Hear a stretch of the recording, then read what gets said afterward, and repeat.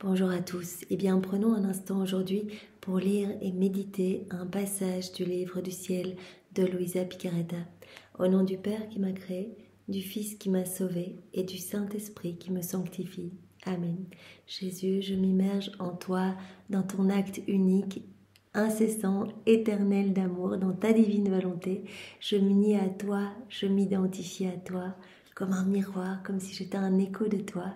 Je fusionne ma volonté dans la tienne, je la fonds dans la tienne et je t'appelle dans ma vie, je t'appelle dans mon cœur pour que tu le nettoies avec ta maman, que tu le purifies, que tu l'ennoblisses, que tu le sanctifies, que tu y retires tout ce qui est ni toi, ni de toi, ni pour toi, tout ce qui résulte de ma volonté propre, tout ce qui est laid, tout ce qui est sale, toutes ces grandes mauvaises herbes, ces grandes ronces. Eh bien Seigneur, je te donne cette autorisation pour que tu opères cette grande purification et que tu crées en mon âme cet espace nécessaire pour que ta divine volonté puisse agir, puisse se déployer, puisse être souveraine, qu'elle puisse opérer à partir de mon humanité, pour que chacun de mes actes fait en union avec toi, porte l'empreinte de ton sceau divin, que chacun de mes actes devienne éternel, infini, devienne comme un soleil venant éclipser les ténèbres autour de moi. Moi, je ne fais rien du tout, Seigneur, je te donne juste mon oui et je sais que toi, tu vas venir embellir ma vie, tu vas venir vider tous mes actes de tout ce qu'il y a d'humain pour les remplir de toi, de divin. Alors merci infiniment, Seigneur. Fais de moi une petite source de réjouissance pour toi. Je voudrais, Seigneur, que mon âme soit un tabernacle d'amour où tu pourras te reposer, où tu pourras déposer tes peines, tes amertumes. Je voudrais que tu puisses te sentir bien dans mon cœur, Seigneur. Alors amène-moi, jour après jour, un peu plus loin, à chaque fois. Donne-moi tous les jours avec ta maman une petite gorgée de ta divine volonté pour que je puisse grandir dans cette ressemblance avec toi, grandir dans cette sainteté que tu nous as promise, toute divine, la sainteté même de ton Père, que nous puissions tous devenir comme des échos de la Trinité, d'autres toi sur la terre, Jésus. Je te demande maintenant de te rapprocher de chacun de nous, de venir poser tes mains adorables sur nos têtes, sur nos cœurs, de nous bénir et vraiment de nous remplir de ta sagesse à toi, de ton Esprit Saint, de ta compréhension pour que nous puissions accueillir ce nouvel enseignement, vraiment que nous puissions l'accueillir favorablement, que nous puissions le comprendre et que tous ces mots bénis qui sont les tiens, nous puissions les laisser s'infuser en nous, les digérer et les mettre en pratique. Tu n'attends que cela, cette mise en pratique, t'appeler dans toutes nos actions. C'est cela que tu attends de nous, que nous puissions vraiment avoir de belles vies qui portent de beaux fruits pour ta gloire, Seigneur. Nous n'avons que ce temps-ci, ici-bas, ce temps très court pour t'aimer, te louer, te bénir, te glorifier, pour réparer, pour compenser tous les manquements d'amour, pour réparer toutes les inéquités, pour te donner toute la gloire que les hommes ne t'ont pas donnée, alors que nous ne perdions pas notre temps, mais que nous puissions vraiment être guidés à chaque instant, que ce soit toi qui agisses en nous, Seigneur. Jésus, maintenant, je te demande de venir parler à travers ma bouche. Envoie sur chacun de nous ton Esprit Saint, que ce moment fait en union avec toi puisse avoir des retombées, des répercussions bienfaisantes dans tous les cœurs. Nous savons que quand nous nous unissons à toi, directement, des âmes découvrent les écrits du ciel, que les frontières de ton royaume sont étendues, sont élargies, que de plus en plus d'âmes reviennent à toi. Donc c'est absolument magnifique. Nous n'avons pas idée de ce qui se passe au niveau spirituel quand nous nous unissons à toi, mais tu nous en parles dans chacune de ces connaissances et donc tu nous donnes cette soif de nous unir à toi, même si nous ne voyons pas ce qui se passe. Tu nous promets vraiment que nos vies seront celles des plus grands missionnaires si nous t'appelons dans toutes nos actions. Alors Seigneur, nous ne souhaitons qu'une chose, que tu puisses être glorifié, que ton royaume puisse être établi ici-bas, que tu puisses être reconnu de tous, aimé de tous et que plus aucune âme ne se perde. Alors, donne-nous cette grâce de pouvoir nous unir à toi beaucoup, beaucoup, beaucoup, beaucoup, pour que vraiment, ce royaume se forme en nos âmes, mais pas que autour de nous, qu'il puisse y avoir des âmes partout, du passé, du présent, du futur, qui s'émerveillent de ton amour, reviennent à toi et se plongent dans ta divine volonté, Seigneur. Parle maintenant à travers ma bouche. Jésus, envoie sur chacun de nous ton Esprit Saint. Que ce moment vraiment, ce soit toi qui le fasses en nous. nous totalement immergés dans ton amour et ta volonté. Alors le passage que nous allons méditer est celui du 8 décembre 1927.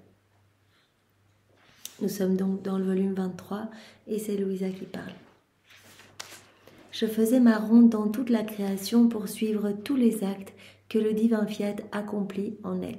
Elle est tout le temps en train de faire ses rondes, Louisa, elle ne peut pas s'en empêcher, elle fait ses rondes dans l'œuvre de la création, c'est toujours bon de le rappeler parce que c'est notre chef de file, c'est notre modèle, donc nous sommes appelés à faire ses rondes. Voilà, elle est continuellement en train de placer ses actes d'amour, d'adoration, de louange, de bénédiction sur chaque petit élément créé. Elle tient compagnie à la divine volonté qui opère, qui agit dans toute la création. Elle reçoit toutes les qualités divines que la divine volonté conserve dans ces éléments créés et à chaque fois, elle demande sur chaque petite chose, chaque petit insecte, dans les rayons du soleil, sur le soleil, les étoiles, dans les nuages, dans la brise du vent, elle demande que vienne s'établir le royaume de la divine volonté.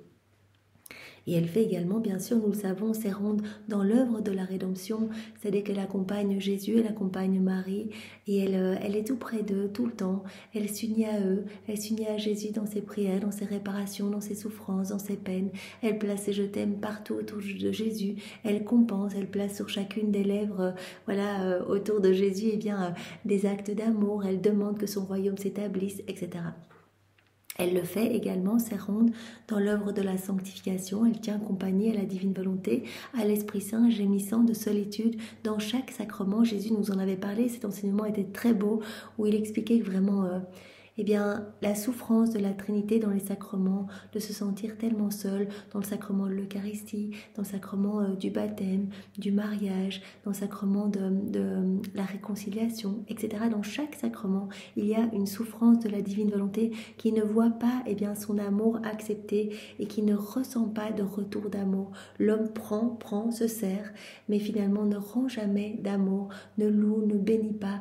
Et donc vraiment, il y a cette souffrance. Et donc Louisa est appelée, tout comme chacun de nous, puisqu'elle est notre modèle, à compenser, à tenir compagnie à la divine volonté, à l'aimer au nom de tous, à lui laisser de la place dans son cœur. Donc elle est en train de faire sa ronde dans toute la création pour suivre tous les actes de la divine volonté, tout ce que le divin fiat accomplit dans la création.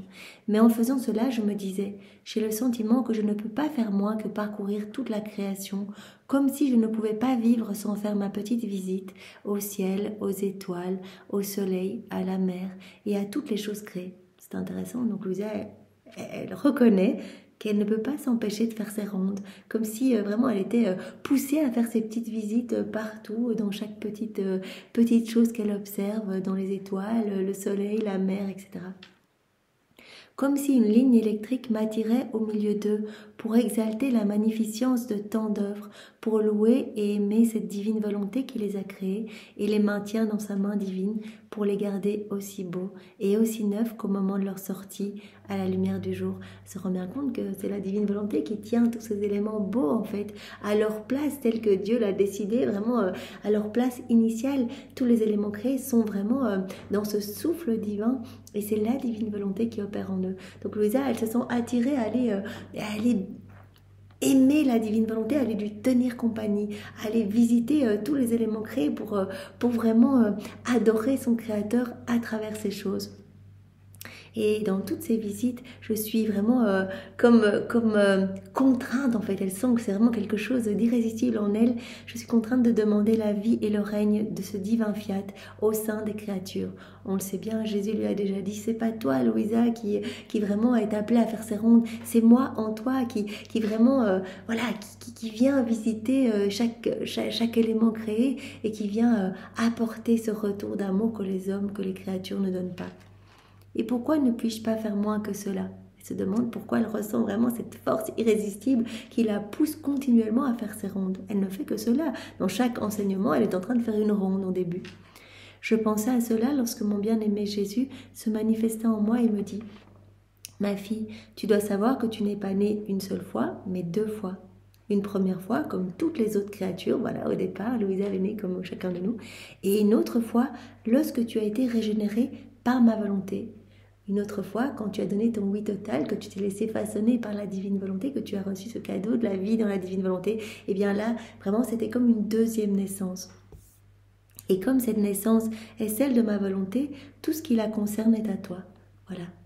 Puisque tu as eu cette deuxième naissance, eh bien, comme tu es dépositaire de la divine volonté, tu es dépositaire de tout ce qu'elle contient. Tu deviens propriétaire de tout ce qui est dans la divine volonté, c'est-à-dire l'œuvre de la création, de la rédemption, de la sanctification, mes qualités, mes attributs divins, absolument tout se trouve, les bonheurs célestes, les joies célestes. Tu deviens propriétaire de tout par cette deuxième naissance, parce que voilà, tu as dit oui, parce que tu t'es plongé en moi, que tu as fusionné ta volonté dans la mienne, que tu as avec constance et persévérance manifesté vraiment ce désir de vivre dans ma divine volonté.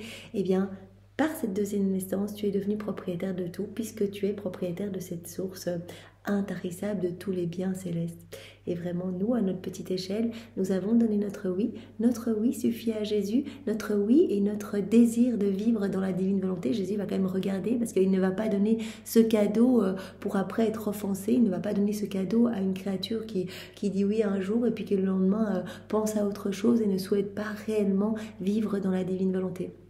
Donc il suffit de donner notre oui, de manifester notre constance, voilà, tous les matins, notre acte préalable, comme on le dit tous les jours, et nos actes continuels, appeler Jésus dans nos actions.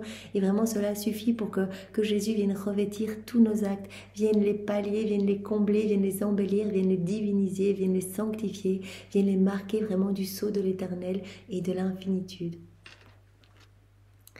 Voilà Louisa, comme cette naissance est celle de ma volonté, tout ce qui la concerne est à toi. On te donne tout, tu deviens dépositaire de tout.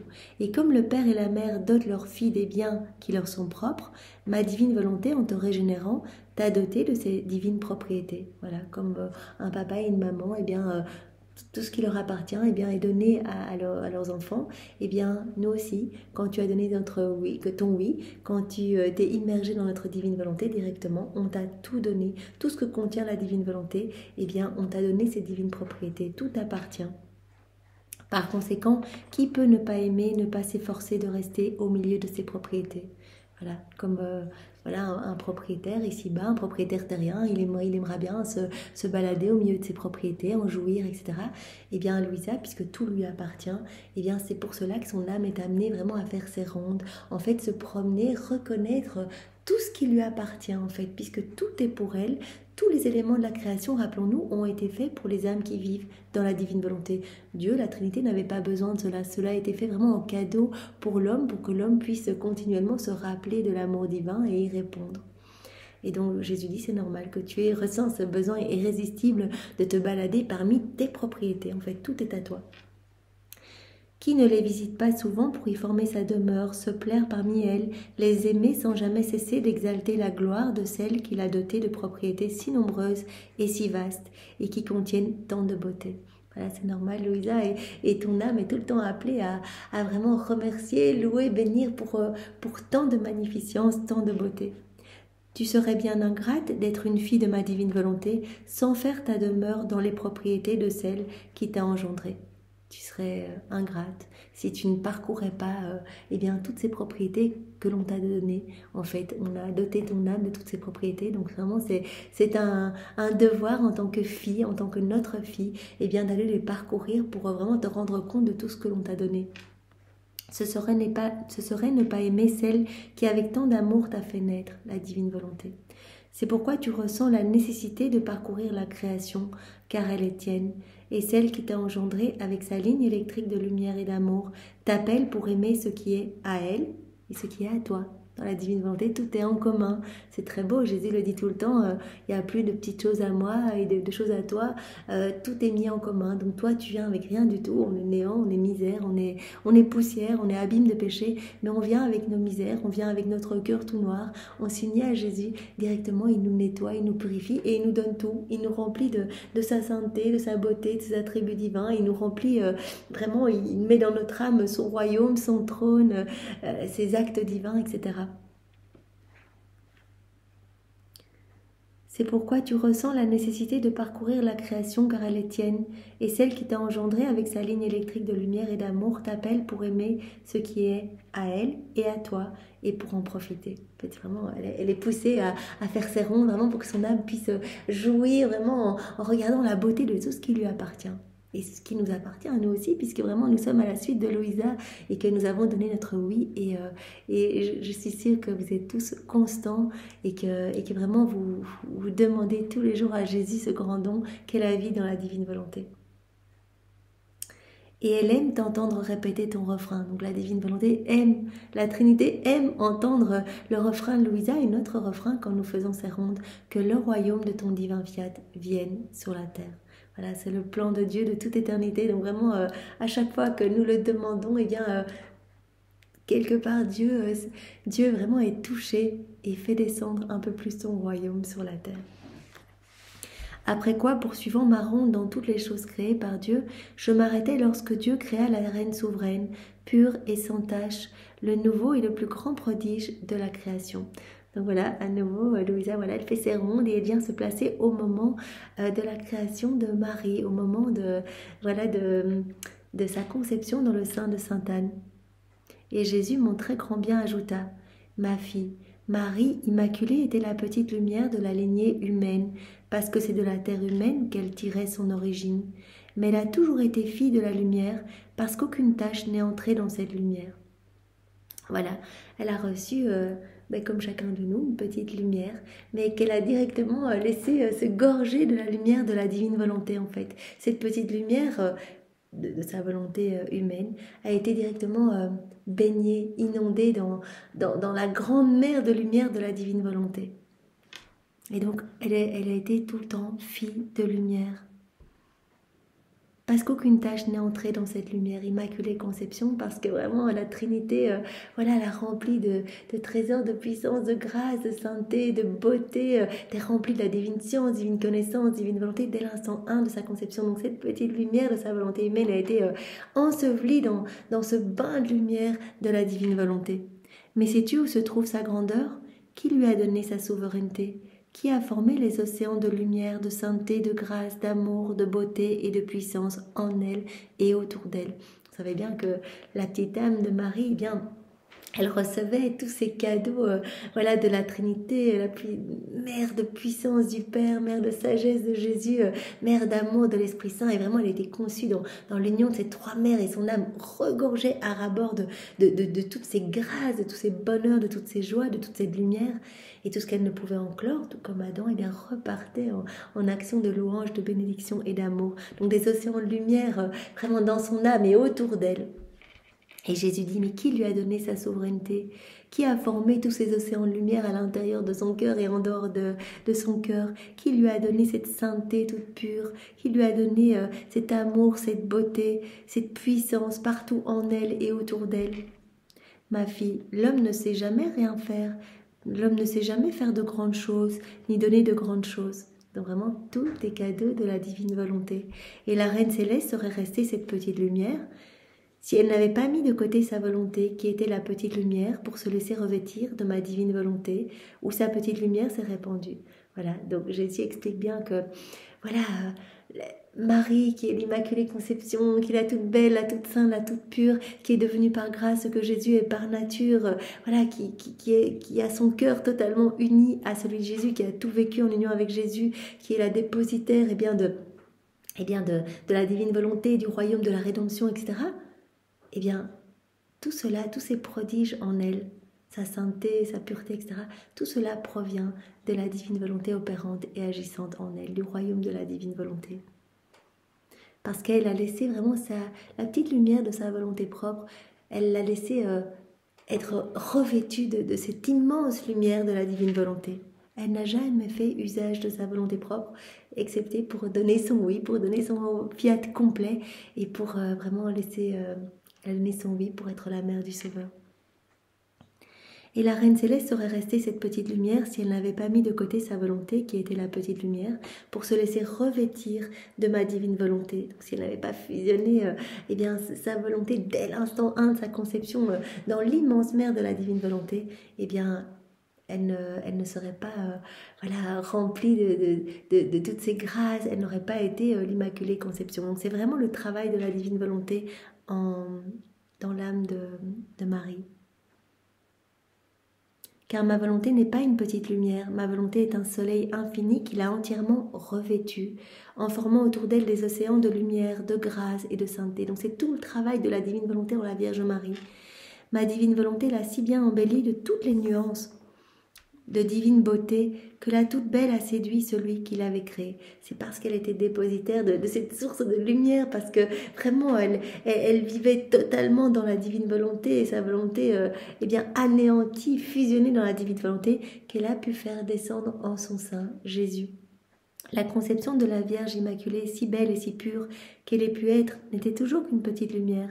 Elle n'aurait pas eu assez de puissance ni de lumière pour former tous ces océans de lumière et de sainteté si notre divine volonté n'avait revêtu cette petite lumière pour la transformer en soleil. La petite lumière de la volonté humaine a été directement dès la seconde une de sa conception transformée en soleil qui regorgeait de splendeur et vraiment de rivières de grâce, de sainteté, de magnificence.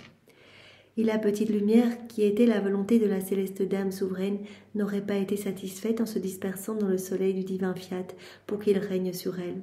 C'est cela qui fut le grand prodige. Grand prodige, c'est ça, en fait, le travail de la divine volonté en la Vierge Marie. C'est pour cela que, quand elle est arrivée dans le ciel, ça a été la grande fête de la divine volonté, le triomphe de la divine volonté dans une âme, le triomphe complet et parfait de la divine volonté en l'âme de la Vierge Marie, dans son âme.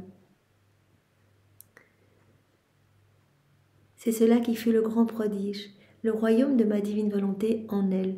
Avec lui, tout ce qu'elle faisait devenait lumière.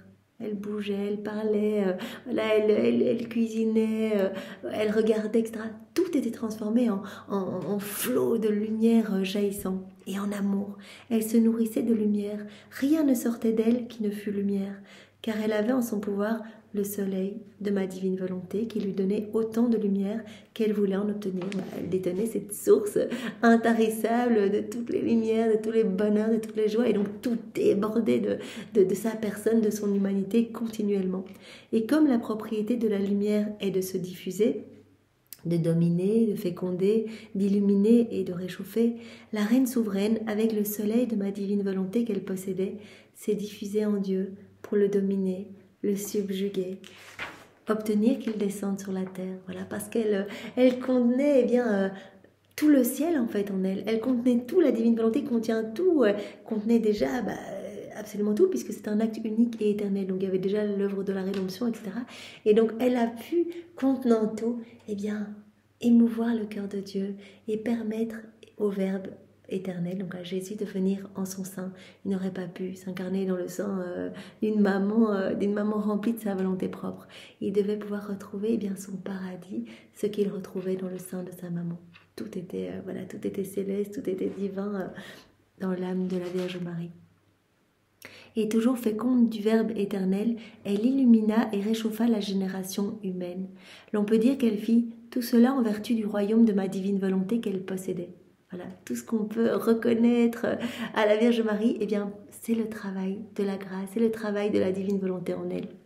Toutes les autres prérogatives de cette reine mère peuvent être appelées des ornements, mais la substance de tous ces biens, la substance de sa grandeur, de sa beauté et de sa souveraineté, c'était qu'elle possédait le royaume de la divine volonté.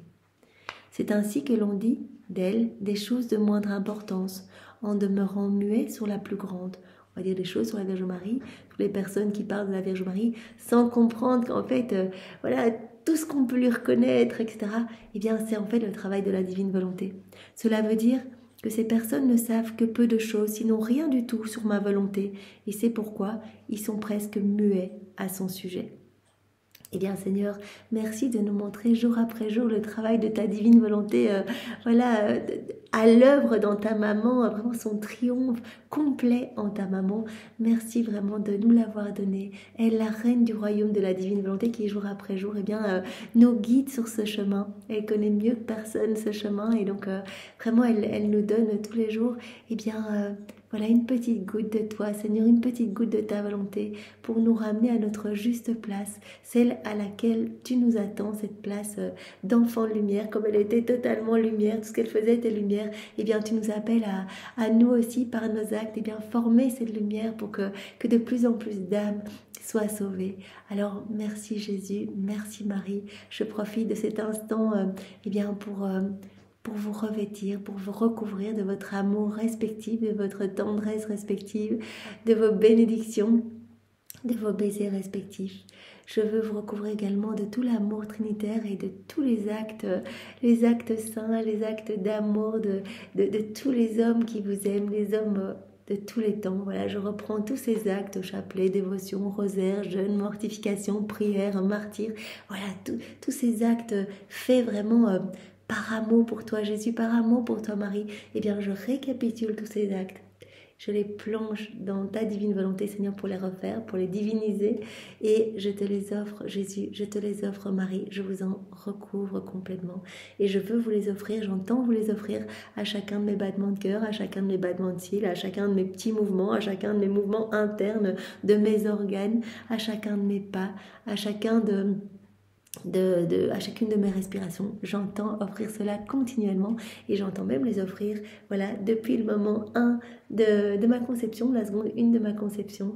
Voilà, que tout puisse être offrande d'amour pour vous deux que j'aime tant, et ce jusqu'à mon dernier souffle, au nom de tous, pour compenser toute la méchanceté humaine, les iniquités, les froideurs, tous les hommes qui ne croient pas en vous, qui ne vous reconnaissent pas et qui ne vous aiment pas. Merci Jésus, merci Marie, soyez loués, bénis et glorifiés au nom de tous. Au nom du Père et du Fils et du Saint-Esprit. Amen. Soyez tous bénis. Belle journée à tous, au revoir.